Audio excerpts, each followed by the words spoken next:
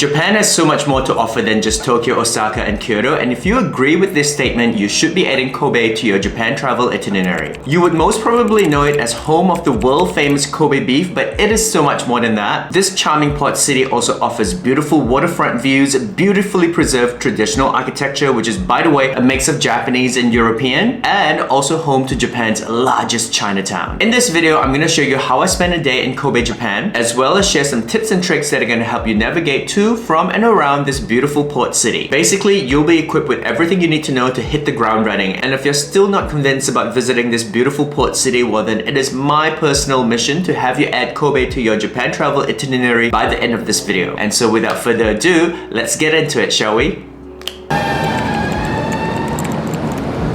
Starting with how to get to Kobe. Now, Kobe is actually the perfect day trip to take from Osaka, as it is only about 36 kilometers from Osaka station. The one important thing that you want to know about going to Kobe is that whilst you can take a Shinkansen there, it is actually the much more expensive option unless you already have a JR pass. Take the Hankyu train instead, as that is going to be much cheaper. You also do not need to purchase any additional tickets, simply use your Japan IC card to ride. By the way, if you're watching this and are thinking, well, what is a JR pass? What is a Shinkansen? I have previously done a Shinkansen 101 which covers all of these questions. I'm going to try to link that video either here somewhere or in my description box for your reference. And just like that, in 50 minutes or less, I am here in Kobe. Let's go explore. It is so hot out here today. And if you know me, Sun and I are like not friends. But we're here anyway, so let's try to make the best of the situation. And by the way, I love that Japan has all this water mist sprays in summer to help you cool down. Okay, so first impressions of Kobe. It definitely has a slightly more village feel in comparison to Osaka, which is a much bigger city. Sumimasen. And we are here at our first spot because I wanted to do like an authentic Japanese breakfast. And this was the first spot that cropped up when I was doing my Google research. 1 hour later. And I actually got so lost that a guide has to show me where it is. But we did find it. Here we are at Kobe New World.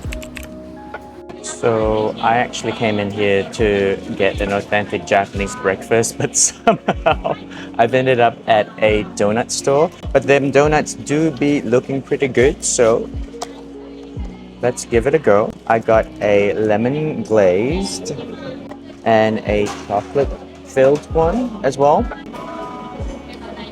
The donut is fluffy. It's got like a little iced sugar glaze on the top. And it's got this hint of lemon with every bite.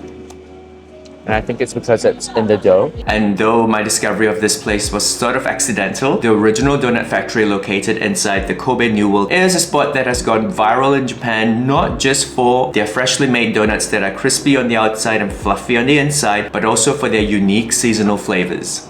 Not exactly what I intended to eat for breakfast, but I'm not mad about it. It's pretty good. And I would also definitely come back to try out some of the other donuts. And because this trip was kind of superbly unplanned, I actually didn't make any dinner reservations, but obviously having Kobe beef is a must when you're in Kobe. So I'm gonna head up to the restaurant now to see if I can actually make a reservation for dinner tonight. Fingers crossed they'll give me a seat. This is the Kobe Steak Propeller.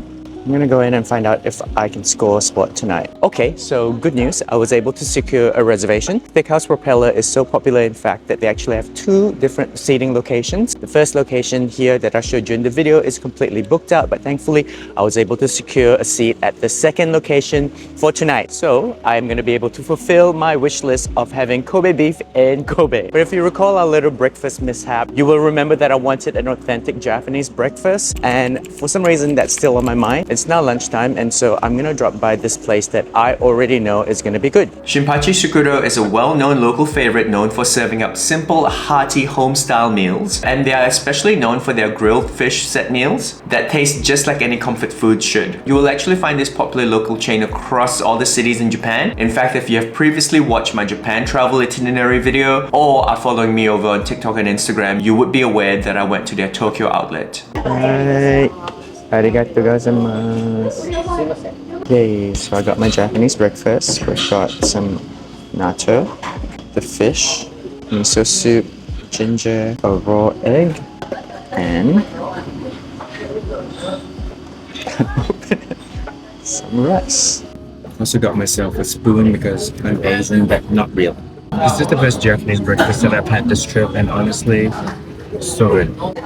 And that was 1,155 yen. Not bad. And with all of that food out of the way, let's go explore Kobe. And I started at Ikuta Jinja, one of Japan's oldest Shinto shrines with a history that dates back over 1,800 years. Recommend you start the visit by washing your hands here. This ritual is a symbolic purification of your mind and body that prepares you to approach the main shrine or temple. Its location right within the city makes you feel like you've literally stepped back in time as soon as you step into the shrine grounds that is dedicated to the goddess Wakahirume, known for bringing good fortune, love, and harmony, which makes this place especially popular for visitors seeking blessings for relationships. And yes, the shrine grounds even has its own version of the Fushimi Inari orange torii gates, and you'll be surprised at how quiet and peaceful the shrine grounds are despite its proximity to the city center. My next location after Ikuta Jinja is yet another historical monument that's giving off strong Ghibli vibes. It is located in the historical Kitano Ichikan district in Kobe and is easily identified by its distinctive fish scale-like deco, as it is covered with overlapping slate tiles that shimmer like scales in the sunlight. It was built back in the 1900s, and today it serves as a museum, showcasing European art, antiques, and period furnishings. The Uroko House offers a fascinating glimpse into Kobe's international past. It's a spot that I definitely recommend visiting. And located just around the corner from the Uroko House is the Kitano Tenman Shrine, a peaceful hillside shrine offering stunning views of the city. It is dedicated to the Shinto god of learning, Shuguara no Michizane. And so while Ikuta Jinja is popular for those praying for love and relationships, Kitano is popular for students praying for academic success. And also sort of a side topic, but whilst researching for this video, I came across pictures of the shrine during the cherry blossom season, and all I can say is it might just be worthwhile visiting during the cherry blossom season. I mean, come on, just look at these pictures. But did you know that Kobe is also home to one of Japan's largest Chinatowns? It's located just a short walk from Motomachi Station and is packed with street food stalls, souvenir shops, and vibrant lanterns, creating a unique atmosphere that feels festive all year round. You'll find everything from freshly steamed xiaolongbaos to pork buns to egg tarts and tapioca drinks. It is especially busy in the evenings and during festival periods where the street truly comes alive with music performances and glowing lights. And so whether you're here to grab a quick bite or soak up the lively atmosphere, Nankinmachi is the perfect reflection of Kobe's rich multicultural history. Another place that you definitely do not want to miss when you're in Kobe is to visit the Kobe Port Tower. It is one of, if not the city's most recognizable landmark, standing tall along the waterfront of Meriken Park. The tower was originally built in 1963 but recently reopened after a major renovation, blending modern design with its nostalgic charm. Highly recommend you head up to the observation deck for a 360-degree panoramic view of Kobe's skyline. The Renew complex also features interactive exhibits, cafes, and event spaces, making it more than just a viewing spot, offering more varieties in your experience of this iconic Kobe venue. The Meriken Park is located just outside the Port Tower, so you might as well drop by while you're there. Interesting trivia, the park is called Meriken Park because it was where the US Embassy used to be. The park's location right by the harbor makes it home to some of Kobe's most iconic landmarks. You already know the Kobe Port Tower, but you'll also find other monuments such as the Kobe Maritime Museum and this huge fish statue. The park blends open green spaces with contemporary artwork and seaside promenades, making it a perfect spot for a relaxed stroll or a sunset picnic with views of the bay. Speaking of monuments, it is also a meaningful place as it features memorials that commemorate the 1995 Great Hanshin earthquake, offering a quiet reminder of the city's resilience. And so whether you came for the views, the architecture, or the atmosphere, Meriken Park is a must-visit stop that beautifully captures the spirit of Kobe. And as the sun sets over the Kobe skyline, it was now time for me to head over to dinner. A little bit of trivia about the Kobe Steak Propeller. It was actually recommended to me by a local I met in Kyoto and is apparently the city's top spots to experience authentic Kobe beef. It is so popular in fact that I didn't get a spot at the original restaurant as you watched earlier on in this video. Instead, I am here at Propeller's their second location just around the corner from the original.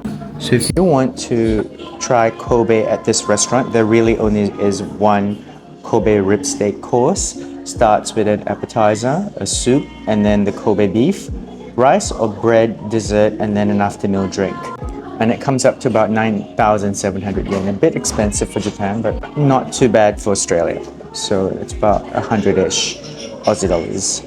And I won't bore you with a detailed review of each of the dishes, but I will say that this Kobe beef was top tier. It was flame grilled to perfection with just the right amount of fat and char on the surface. The steak was also, by the way, served with rice because Japan, and oh my god, it was so good. The set meal finishes off with this creamy but not too sweet ice cream, and honestly, if you only do one thing in Kobe, Japan, let it be eating Kobe beef.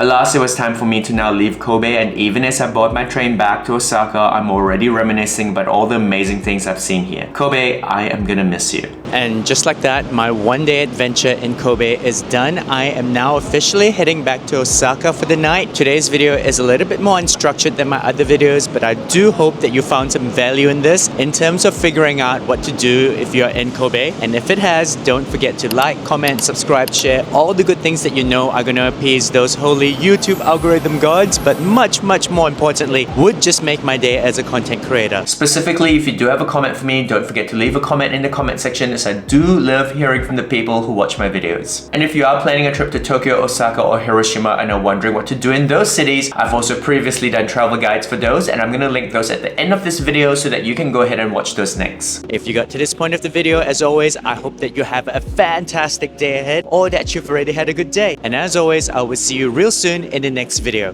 Sayonara!